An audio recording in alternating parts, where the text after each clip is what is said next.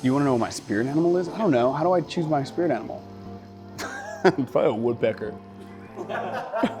It's like fucking relentless, kind of annoying, quick on its feet. In theory, people love to see them, but after a period of time, they're like, I wish the woodpecker wasn't around. Probably a woodpecker.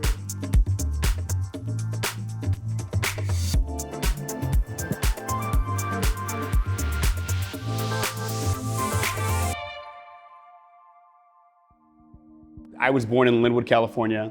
My mom is from Linwood, my dad was from Compton. And my parents moved to the suburbs of Upland, California, where there were not a ton of people of color living around me. And so I kind of learned to fit in anywhere. So I asked folks, tell me about a time you struggled. And if I reverse that question and answer it for myself, I think the biggest struggle I've had in my entire life has been coming out to my family. It is the time where I remember having the most fear in my life. I used to tell myself I would never tell my parents that I was gay. And then as soon as I did, I realized how much I deserved to be happy. And they are amazing. Like, my parents are chef's kiss. And it showed me, a few things. One, that honesty is the best. Two, that you deserve to be happy. Three, that the people that love you most will always come through, no matter how much work it takes to get to you. And four, that my authentic self was where my creativity actually lied. But all of the channels that I had been taught that you should point to when you have creative energy didn't work for me. Ultimately, I met a woman who was the director of engineering at a company called Helio. She thought I was smart, and she hired me as a QA engineer, and that was my very first tech job. Now, what happened post Helio? I found my way into a company called Reunion, where I became a product manager. I then decided I wanted to lead a product team. I interviewed and got hired at a company called DocStock, where I became their head of product. I was 21 at the time. That company was ultimately acquired by Intuit.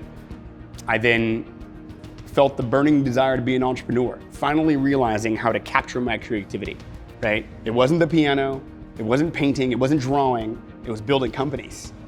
I founded my first company at 23, raised a couple $1 million for a men's subscription clothing company, ran that business as CEO and founder for 3 years, and then ultimately went on to be the chief marketing officer at a company called ZipRecruiter. At the time I was 26. 6 years ago, decided I was ready for the entrepreneurial journey again, and I started Bambi. So we have a principle that we talk about on an annual basis, which is we want to create the most fulfilling place to work of your careers. Not the easiest, right? Not the most challenging, but the most fulfilling. Leadership has to start from a place of authenticity and how you actually feel about the people around you. It's about their baseline of where they are today and the potential of where they can be, and how you can play a role in helping them cross from point A to point B, while also having the company and the teams that you're building benefit from that journey, right? That's leadership. We expect you to be authentic. We expect you to be honest.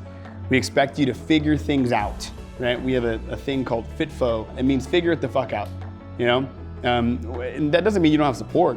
It means if you're waiting for somebody to solve that super hard problem you see over there, you were the person you're waiting for. What do I look for? I look for a few things that are really important. Vulnerability. How willing is someone to say, I made a mistake? I care about grit, relentlessness. How often do you give up? Oh, there's one more, which is like joy. Joy, joy, joy, joy, joy, joy, joy. Are you happy? Because if you're not happy, maybe therapy, which I endorse, and then some Bambi. And then I think the last is giving people a little bit more than they can take, than they believe they can take.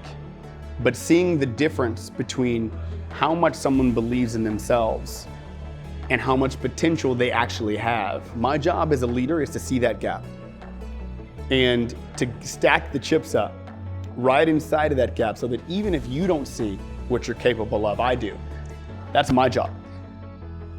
What gets me out of the bed in the morning are the commitments I've made to everyone here in this building, is the mission that I said that I want to achieve to restore the dignity and employment for America's small businesses. And I think the third is, there aren't a lot of faces that look like mine running pre-unicorn technology businesses. I never thought that would be as important to me as it is now. And so what gets me out of the bed is proving that you can be a non-college educated, Black, gay, founder, and you can build unicorns. What are the types of folks that thrive here? And what are the types of people we like to go recruit? Ambitious dreamers, pragmatic tacticians, people that are obsessed, who care about their own well-being. If you don't care about you, how can Bambee care about you? It's important that both of us meet there. And folks that are, honestly, who are tired of being constrained by the small cubicles and boxes of their tired-ass old professions, right? We are a mixture of dreamers, creatives, ambitious individuals living in their authenticity to create a company that we think will be a game-changing American brand. If that's you, give us a holler. Gave myself goosebumps.